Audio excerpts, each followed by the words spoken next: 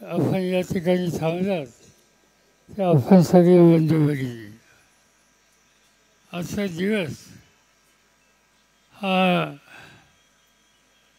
निवडणुकीच्यासाठी उमेदवारांचा अर्ज भरण्याचा दिवस आहे.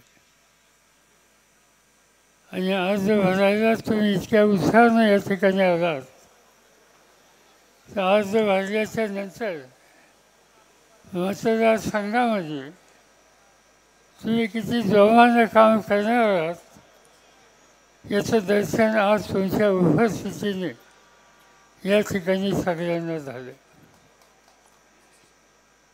अनेक तास या ठिकाणी तुम्ही आहात आणि स्पष्ट सांगायचं म्हणजे पुढच्या काही दिवसामध्ये अनेकदा तुमच्याशी संपर्क साधायची संधी आम्हा सगळ्यांना मिळेल.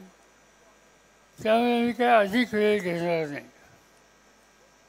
आज ज्यांच्या हातात सत्ता आहे त्यांनी गेली 10 वर्ष या देशाच्या जनतेची फसवणूक केली. महागाई असो, बेकारी असो, शेतकऱ्याचे प्रश्न असोत, महिलांच्यावरचे अत्याचार असोत, अनेक गोष्टी आणि यासंबंधित दिलेली आश्वासनं आणि वस्तुस्थिती याच्यामध्ये जमीन आसमानाचा फरक आहे. 2-3 गोष्टी तुम्हाला सांगतो. साधी गोष्ट आहे, पेट्रोलच्या किमती. मोदी साहेब 2014ला सत्तेत आले. 2014ला डॉक्टर मनमोहन सिंग किंवा मी आणि आमच्या सरकारांनी देशाची सत्ता सोडली. त्यावेळेला पेट्रोलचा भाव 71 रुपये लिटर होतं. मोदींनी आश्वासन दिलं. काय आश्वासन दिलं? 50 दिवसामध्ये मी पेट्रोलच्या किमती कमी होतो. हे आश्वासन दिलं कधी? 2014मध्ये. आज 3650 दिवस झाले. 50% दर कमी होता. त्यावेळेला आजचा दर 106 रुपये लिटर झाला. म्हणजे आश्वासन 71चं 50% आणि वस्तुस्थिती 106 लिटर आजची भाव होती. घरगुती गॅस मोदींनी सांगितलं की गॅसचा दर 410 रुपये एका सिलेंडरला आहे, तो मी कमी करणार. आज काय दिसतंय? 410 नाही, तो 1160 झाला. म्हणजे 410 वरनं 1000वर गेला. मोदींनी तिसरं आश्वासन दिलं की तरुण मुलांना मी रोजगार देणार.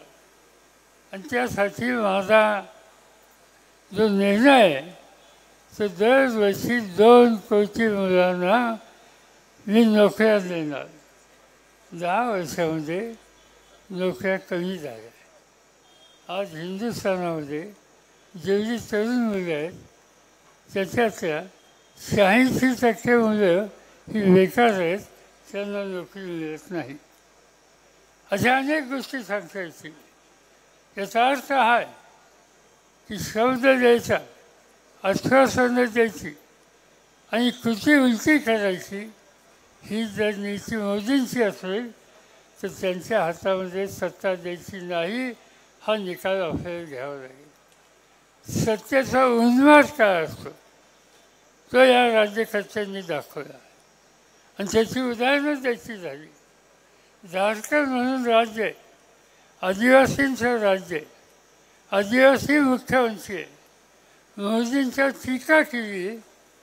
आज आदिवासी मुख्यमंत्र्याला झारखंडच्या तुरुंगात टाकले. गेले 6 महिने मुख्यमंत्री जेलमध्ये. देशाची राजधानी दिल्ली, तिथले मुख्यमंत्री अरविंद केजरीवाल, अतिशय उत्तम प्रशासन, शाळा चांगल्या, हॉस्पिटल चांगले, लोकांना सुविधा जास्तीत जास्त, भ्रष्टाचारावर नियंत्रण. केवळ मोदींच्या टीका केली. आज अरविंद केजरीवालला तुरुंगामध्ये टाकलं. त्याचे 4 मंत्री तेही तुरुंगात आहेत. पश्चिम बंगालच्या मुख्यमंत्री ममता बॅनर्जी, त्यांनी विरोध केला. त्यांचे 3 मंत्री आणि आमदार आज तुरुंगामध्ये आहेत. सत्ता असते ती लोकांच्या भल्यासाठी असते, लोकशाही जगवण्यासाठी असते आणि लोकशाही उद्ध्वस्त करण्याचं काम आज या ठिकाणी होत असेल तर तुमची माझी जबाबदारी आहे की या निवडणुकीमध्ये मोदी साहेबांचा आणि त्यांच्या विचाराचा 100% पराभव करणं हेच काम उद्या करायचं आहे. आणि त्याच्यासाठी आपण तयार राहा एवढीच विनंती या ठिकाणी करतो. माझे 2 शब्द सांगतो. देश विदेशातील प्रत्येक घडामोडींचे लाईव्ह अपडेट मिळवण्यासाठी आता साम टीव्हीच्या सर्व सोशल मीडिया प्लॅटफॉर्मला लाईक, फॉलो आणि सबस्क्राईब करा.